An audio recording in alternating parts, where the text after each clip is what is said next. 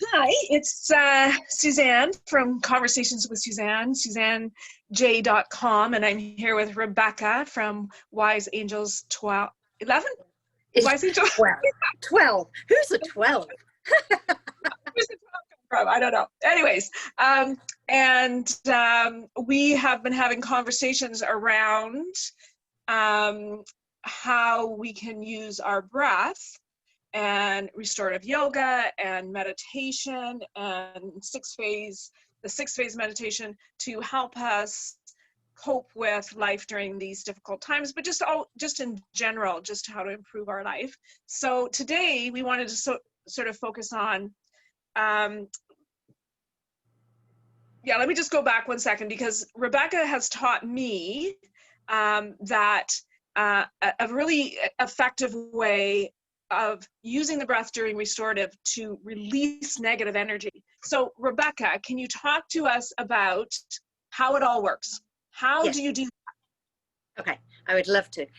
I think through these videos, I've probably explained that I'm a visual person and I need to see to understand the whole process of what is going on in our bodies. The best visual I have ever seen is in the movie The Green Mile. Where the big guy that is in jail, he takes on other people's energies, like if I use for instance of the mouse that he brings back to life.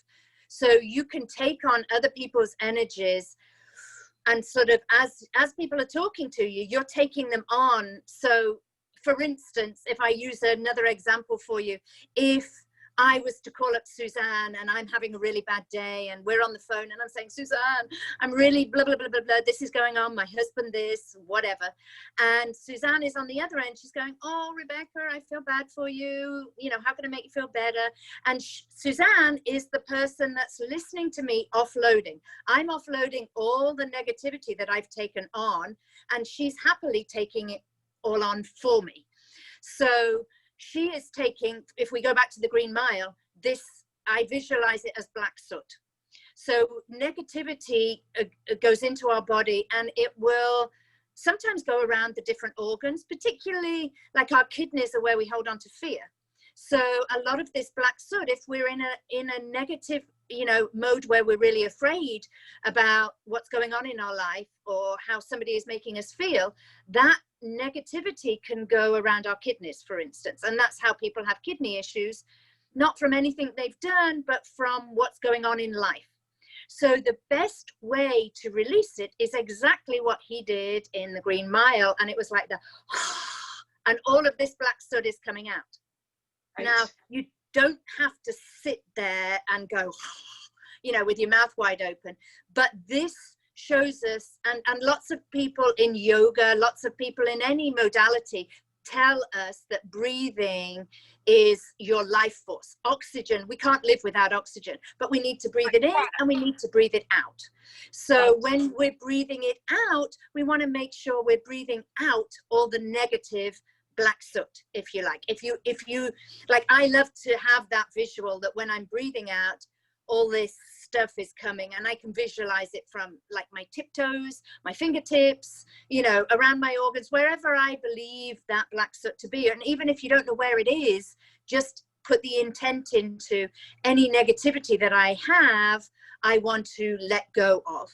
And I do sort of, because a lot of people then think, oh, well, I'm letting all that negativity go with breathing, and it's just going into the room that I'm in, and I don't want it in the room. So as I'm breathing out, I imagine that my angels have, and I don't know why I use a Hessian sac, there is no particular reason for that, but I imagine they're holding this Hessian sac as I'm breathing out, just gently.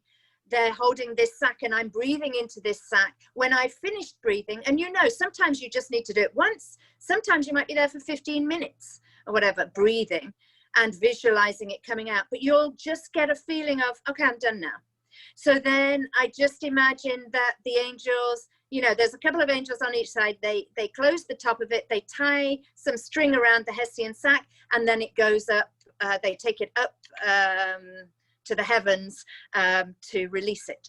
So that's my take on how important breathing is for us on a day-to-day, or it doesn't even need to be a daily ritual. It can be, you know, you're just driving along in your car and you're just like, oh my gosh, last week I listened to Susanne rant on about blah, blah, blah. I've still got that. Yes. So you can do the breathing whenever it pops into your mind. Your angels will trigger you. If you've kept holding on to something, something will trigger you to remember it so that you can let it go. So, okay, and so a couple things there. We did a restorative yoga, and we really focused a lot on letting go of negative thoughts and emotions, and yes. And it was so effective, and people really loved it because of that, because we'd already talked about this idea, and then like letting it go. So another question is, where does forgiveness? Is there any, like, so okay, somebody's like at you, and then trying to let that go. Is there some kind of forgiveness has to happen, or does it doesn't matter? No, forgiveness doesn't have to happen, but I love the fact that you brought that up, because that would be a really powerful thing to have, combine the two together, because I never thought of attaching it to a particular person. Whenever I'm breathing out, unless there's a specific event, but I just go through phases of whatever I've got inside me that is negative, I want to let out. So I visualize it as that. But what a brilliant way to actually think of that person, give them the forgiveness for, you know, I forgive you for making me feel that way, or you know, letting go of that feeling that you have towards that person, and doing the black soot at the same time. Never combined the two. Very clever, Susanne. Also, my question is, so I'm so conscious of this now when I'm talking to people, that I'm not offloading my stuff on them. But then, you know, so I was just with my friends, actually, we just played a round of golf, and at the end they said, you know, how are things going, Susanne? And, you know, so here in my mind, I'm thinking, okay, well, I want to share that, how I'm doing, but I don't want to do that. But there's a very fine line, you know what I'm saying? It's hard sometimes to tell your friends how things are going without complaining or being negative. I mean, you know, like, this is not a great time. I'll just use, like, I was talking about something else, but I'll just use my example of, like, let's say, you know, with my job right now, trying to figure out what I'm going to do in September. And, you know, some people want to go in classes, and some people want to do Zoom, and how do I navigate it all? So I'm talking about it like it's not an ideal situation. So I'm kind of I'm trying not to talk negatively. So what's the difference, I guess, between offloading your stuff on people? I'm going to use a swear word there. I think versus just explaining, just talking. Yes. So I think the best way to do it is like how I'm dealing with my cancer. I don't know what that looks like. And rather than going, I've got cancer, I'm so excited. I don't know what's coming. I don't know how it's going to look like, but I'm excited. So you can come from a different perspective of, you know what, things are changing for me, and I'm having to suss it out. So, you know, and I don't know what it's going to look like yet. I'm still trying to work out how I can make everybody happy. But I'm in a transition period. So I think that's a way to do it, is be upbeat, be positive. Know that every negative thing that happens in your life is to bring in a much bigger change for the positive. So I think it's adjusting we've grown up to be negative, and to you know, it's so much easier to snowball a negative thing. Like, somebody will say something that's negative, you know, even like I got cut up in my car this morning, and then it will sort of mutate into, you'll never believe what my mother-in-law did the other day to me, whatever. And everybody that's in your conversation adds in another negative thing. So it's trying not to be that person that keeps that negativity going. And I know it's a whole mind shift, because I know I can do it, because it's almost like once one person says something negative, it's like, oh, okay, so we've been given the okay to be negative now. Right. And you add on to it. So generally, like, so that kind of brings me to this, okay, well, let's just all, like, you know, put our crap on the table and then we'll just be done with it. You're never really done with it because you're laying it all on people. So you've got to, like you said, instead, you got to get over that mindset and just think positively. So there was another thing that came to my mind there too. Oh shoot, now it went out of my mind. That's not good. Well, let me just follow on from what you were saying, and it might come back to you. I think what we do in those situations is two things. A, we want to, like, we come to a point where it's like, you think you've got it bad? Look at my life. Like, I've got it even worse than you. But the other thing that we're doing as well is sometimes we want to make the other person feel better by saying, well, you know what, your life's not that bad because this is happening in my life. So we do two things, and it can depend on who we're with as to where we take that. So we do need to stop it, and it won't happen. I shouldn't say it won't happen overnight, because it could happen overnight, but it's changing it's our habits. It's a habit that we're in, like smoking. It takes a while to break the habit. So and you need friends around you that you share this with. That's why we'll share this video. And so maybe somebody will say, Suzanne, remember, we're not doing this anymore. If we all work together to get to that positive place, then it's going to make our lives a lot easier. Yes. So in the same regard, like I was on my holidays, we go fishing. I'm sitting in a boat for 8 hours. It's hot. I'm kind of like, I found myself always commenting, oh, it's really hot out today. Like, I wasn't complaining, I thought, but I mean, I was thinking, well, maybe to the people around me, my husband and my son, maybe I sound like I'm complaining all the time because I'm sort of commenting all the time on, oh, now it's windy. Now I'm cold. Now I'm what? It's just like, it wasn't meant in the spirit of negativity, but, it made me think myself, am I a complainer? Like, is that how, and is that how people might see me, I think generally not, but I mean, but it would open that up. And it was, and again, it's part of that. It's not, I'm sitting there going, oh, I'm so miserable or whatever. I'm not doing that, but I'm still commenting on things that could appear to be. Is there a part of you that is English? Because we're really good at complaining. That's funny. So that's good. So again, I want to stress as well that when people are doing this sort of breathing out the black soot, however they want to visualize it, they don't necessarily have to be sitting in meditation. They can be doing it anytime during the day. So here's my other question. I knew if we talked long enough, it would come back.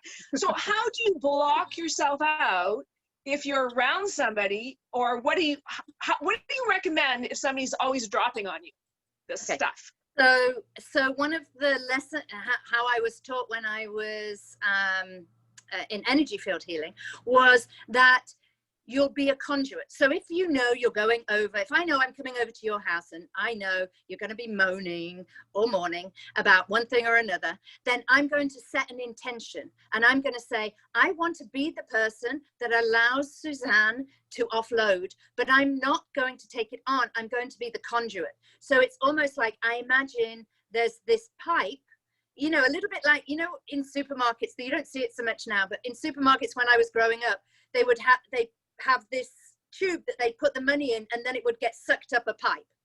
I think Costco still has that. Okay.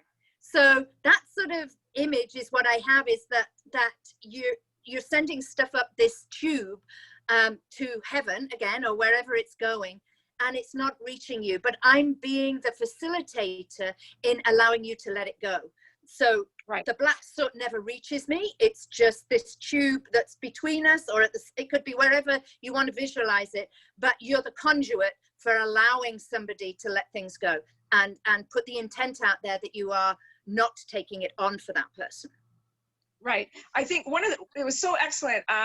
So I've described to you before, I do this sort of meditation where I put myself into a cocoon. I do it with my students. I've taught them all that.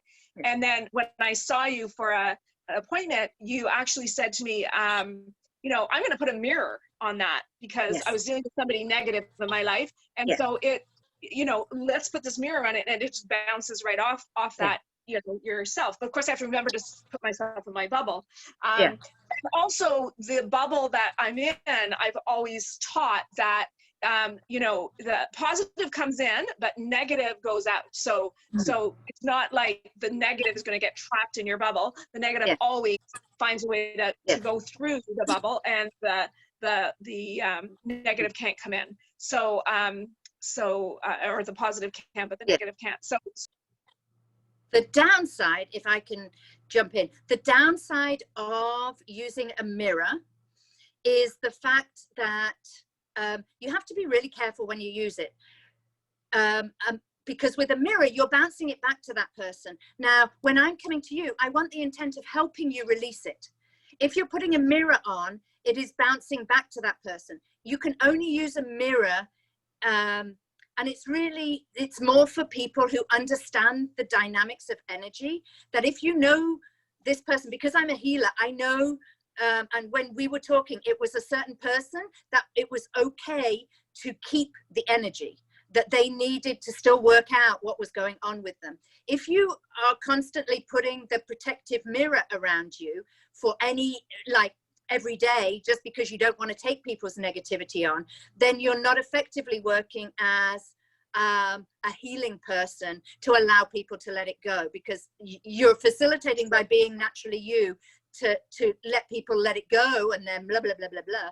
But then if they mirror it back, they're never going to let it go, because it'll go straight back to them again. So a mirror is only to be used in certain cases. I would say it's more important so healers can use it because they know what the dynamic is of the person that they're working with. But a mirror shouldn't always be used. You can use armor, like put armored protection on. It doesn't mean that it's gonna, so you could put armored protection on, but that's not going to bounce it back to them. It's just they're going to let it go, but you won't take it on. So an armored protection is better. When you know the person needs to still work something out, then by all means use the mirror. But the mirror is more for particular instances. Right. And so what you're saying too is with the people that we love and we care about, we want to make sure that we're responding to them with love and compassion. So we're trying to help them. And with love and compassion. And when we put the mirror, we're really just blocking the whole thing, like you said, like just it's just going out from them and coming back to them. So they've still got, they may have vented, but they're like, why am I still talking about this? It's because they've actually not let it go when they've talked to one person. So then they'll talk to 2 and 3 and 4 people about it, whatever. But it's you need to put the conscious intent into what you're that you're breathing out the negativity. So again, it's just then also so a better technique would be, again, to just after you visit with somebody and you've done all that, just take that time to meditate and get rid of that or if you're leaving their front door, like breathe it out as you're walking to your car or in your car, or before you get home, you want to ideally let it go. If you're outside, you don't need the Hessian sac. It's just more when people are in their house and they're doing the breathing that they worry. Again, they're visualizing that it's staying there. So that's why I just share the Hessian for when you're indoors. Yeah. Okay. Excellent. Would there be some people that don't know what a Hessian sac is in this conversation? Yeah. And maybe it's more, I remember doing the jumping, the sack race at school in a Hessian sack. It's like a mesh type, it's a bag that potatoes come in, I guess. A big one. Exactly. Yeah. Exactly. Okay. So that was excellent. I hope that's helpful for a lot of people. So thank you very, very much. Okay. That's wonderful. God bless. Bye. Yeah. God bless. Bye. Oh, sorry, Rebecca, how can people get a hold of you again? Your website? Can't. I don't want anybody getting hold of me. I don't want to speak to anybody. No, I'm joking. My conduit is full. Your new website is? wiseangels11.com. And not wiseangels12. Wiseangels11. Exactly. I said that. It's crazy. Okay. So thank you very much. And we'll talk again soon. I'm going to just end this recording.